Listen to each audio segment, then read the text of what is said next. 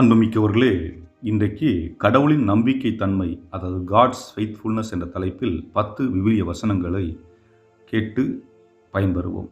முதலாவது 1 யோவான் 1ஆம் அதிகாரம் 9ஆம் வசனம்.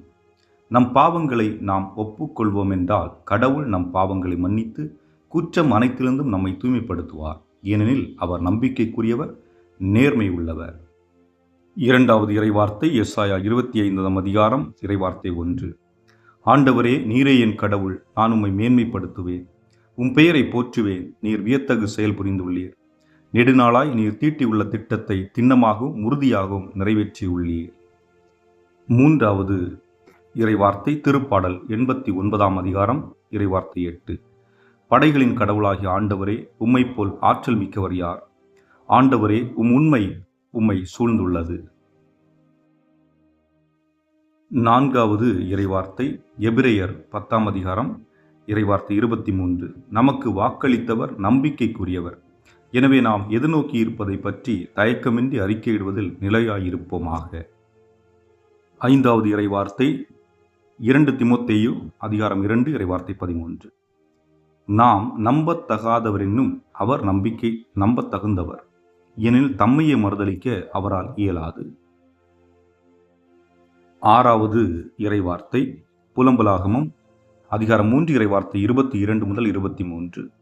ஆண்டவரின் பேரன்பு முடிவுறவில்லை, அவரது இரக்கம் தீர்ந்து போகவில்லை, காலைதோறும் அவை புதுப்பிக்கப்படுகின்றன.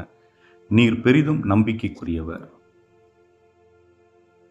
ஏழாவது இறைவார்த்தை திருப்பாடல் 33 இறைவார்த்தை 4. ஆண்டவரின் வாக்கு நேர்மையானது, அவருடைய செயல்கள் எல்லாம் நம்பிக்கைக்குரியவை. எட்டாவது இறைவார்த்தை